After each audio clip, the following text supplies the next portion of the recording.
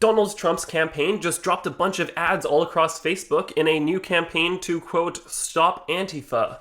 The most important part of this is the red triangle right here. He was quickly called out for his use of this symbol because of its history as a mark the Nazis used in concentration camps for political prisoners, which included the anti-fascists of Weimar Germany, from which the modern Antifa was born.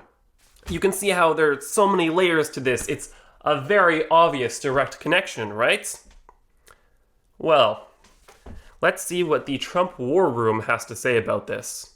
The first defense. It's an emoji. I think we can all agree that unless they just threw a random emoji in there, which just happened to be the one that most closely resembles the mark the Nazis used in concentration camps for political prisoners of anti-fascists, that's not a very good defense. Let's move on to defense number 2. It's a symbol widely used by Antifa and was used in an ad for Antifa. And then this picture is linked. So this is not a symbol widely used by Antifa, and people actually had to do some sleuthing to find the source of this image posted by the War Room. They traced it back to a make-your-own t-shirt company page from like a week ago, and it was also on a mug from a while back. If we're just talking about the symbol in general, then there's this poster for a conference in Amsterdam. Like, it's hard to find even half a dozen examples of modern-day Antifa members using this symbol. Meanwhile, you have the anti-fascists' flag. So what's their third argument? It's not in the ADL hate symbol database.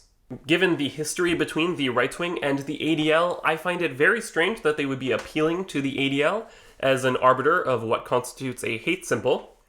But if we have to get their opinion on it, they were instrumental in taking these ads off of Facebook. Now that we've gone through all of that, let's just take a step back and see how we should be looking at all of this. Because even if Antifa is using the red triangle, you've got to ask, why are they using the red triangle? And this post, which is translated from Spanish, gives a good explanation. In short, in the very few cases where Antifa does use the red triangle, they didn't create it. They're reclaiming it from its Nazi origins. So if a large government uses the symbol in a campaign to stop Antifa, they're not using it as a reclaimed symbol. They're calling back to the Nazis and using it as a threat. And just think about it. The Trump team had 2 options.